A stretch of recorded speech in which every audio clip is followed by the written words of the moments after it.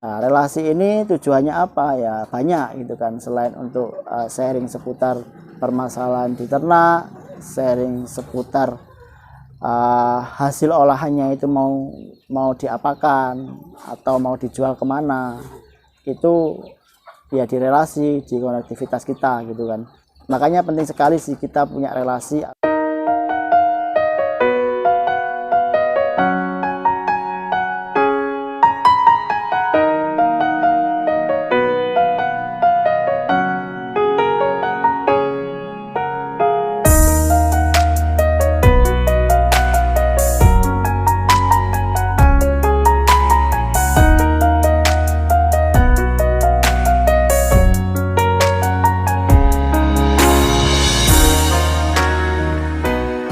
Assalamualaikum warahmatullahi wabarakatuh. Jumpa lagi dengan saya, dengan baju yang sama, dengan topi yang sama, dengan waktu yang mungkin sama, tapi kita posting di hari yang berbeda. Jadi tetap dengan saya, Wahyu, dari tim Edu Ternak, yang juga founder dari Fetis Premix, suplemen ternak untuk ruminansia baik kambing domba maupun sapi lah kayak gitu. Pada hari ini kami akan sharing seputar usaha off-farm gitu kan. Usaha off-farm itu adalah lanjutan dari usaha on-farm. On-farm ketika kita breeding maka menghasilkan tempe, menghasilkan bibit atau menghasilkan gemukan seperti itu. Ini bahasanya lebih ke jualan lah gitu. Jualan, ke branding, ke marketing atas hasil dari usaha kita on farm maupun usaha teman-teman yang lain, teman-teman peternak yang lain yang mungkin belum sempat mempelajari lebih detail seputar off farm gitu kan. Jadi sebenarnya banyak sekali sih teman-teman peternak pemula atau peternak yang mungkin meskipun udah lama dalam peternak ya, kadang itu masih bingung seputar masalah penjualan lah gitu. Kadang ada juga yang bingung masalah on farmnya gitu. Nah, hari ini kita sedikit membahas tentang off farmnya. Jadi gimana supaya kita jangan sampai bingung menjualnya seperti apa gitu kan. Jadi ketika kita beternak maka off farmnya juga harus mulai dijalankan. Nah, off farm sendiri ada 3 macam lah kita bagi gitu kan. Yang pertama adalah rumah potong. Jadi setelah hasil gemukan kita atau afkiran kita itu mau nggak mau kan ya kita jual atau kita potong lah gitu, karena ini kan ternak produktif ya. Jadi kita mau bikin rumah potong. Nah, rumah potong itu biasanya ya melayani teman-teman pedagang gitu kan, pedagang yang di pasar. Jadi misalkan ada pedagang daging domba gitu kan di pasar yang nantinya mungkin akan dibeli oleh teman-teman tukang sate misalkan kayak gitu, atau teman-teman restoran yang fokus di olahan daging domba kayak gitu. Nah, kemudian yang kedua adalah olahan kambing domba. Nah, olahan ini sebenarnya ada banyak sih gitu kan. Ada yang usahanya itu fokus di kulit gitu kan. Jadi setelah dipotong kulit ini kan ya ada nilainya gitu kan. Itu biasanya masuk ke penyamakan, yang setelah dari penyamakan kemudian diolah menjadi produk-produk yang berkualitas, misalkan tas dan lain sebagainya kayak gitu. Kemudian ada wisata. Di wisata edukasi itu ketika kita di awal fokus membuat plan usaha, di mana nantinya itu yang datang bukan hanya teman-teman peternak, teman-teman pedagang, tapi juga masyarakat sekitar kita gitu. Masyarakat sekitar kita, misal anak-anak TK atau anak-anak SD gitu kan, yang salah satu kegiatan non formalnya itu belajar di bidang misalkan pertanian atau bidang apapun lah misalkan gitu. Nah, salah satunya bisa wisata gitu, wisata tentang on farmnya kambing domba. Jadi bagaimana cara beternak dan sebagainya itu bisa diajarkan atau diedukasikan lebih dini ke generasi selanjutnya dari kita gitu kan. Nah kemudian ada juga susu gitu kan. Susu itu kalau susu kambing ini sebenarnya ada banyak segmen juga kan. Segmen untuk orang-orang yang di mindsetnya bahwa susu kambing itu susu untuk pengobatan gitu. Jadi untuk teman-teman yang memiliki penyakit-penyakit tertentu yang secara di mindset mereka, di apa yang mereka dapat infonya gitu kan, bahwa susu kambing itu bermanfaat untuk pengobatan. Itu segmen di susu yang pertama itu. Kemudian ada juga olahan susu untuk sabun misalkan kayak gitu, itu juga ada. Kemudian olahan susu untuk masker atau skincare lah kayak gitu. Terus kemudian ada juga susu murni atau juga susu pasteurisasi atau yogurt, atau bisa juga kefir lah gitu.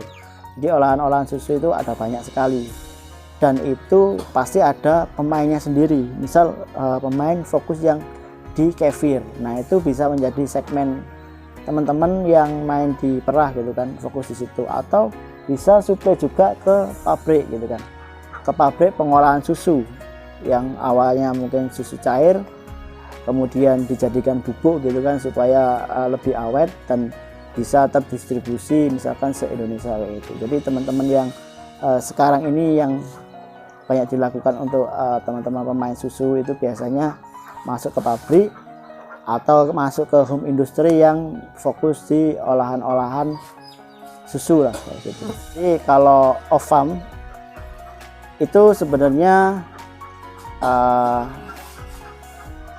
para pemain lama itu pasti yang paham tentang market dari olahan gitu kan, olahan susu atau hasil pengemukan itu larinya kemana, itu mereka lebih paham gitu kan. Mereka punya relasi, sehingga baik untuk pemula itu sebaiknya ketika fokus di on farm juga harus juga fokus menambah networking atau relasi. Nah, relasi ini tujuannya apa ya, banyak gitu kan. Selain untuk sharing seputar permasalahan di ternak, sharing seputar hasil olahannya itu mau diapakan atau mau dijual kemana, itu ya di relasi, di konektivitas kita gitu kan. Jadi makanya penting sekali sih kita punya relasi, atau kita mungkin punya organisasi tertentu yang dia memfasilitasi untuk hasil jualan dari ternak-ternak kita seperti itu. Jadi jangan sampai ketika kita sudah menghasilkan susu kemudian kita nggak bisa jual, itu jangan sampai gitu. Tapi pada intinya adalah semua teman-teman peternak itu wajib juga mengedukasi konsumen gitu kan, konsumen akhir kita, bahwa apakah daging domba itu tidak bagus untuk kesehatan gitu. Nah itu harus diedukasikan, sisi bagusnya apa, sama halnya dengan susu lah kayak gitu. Susu kambing itu apa khasiatnya kayak gitu. Kenapa sih harus minum susu kambing?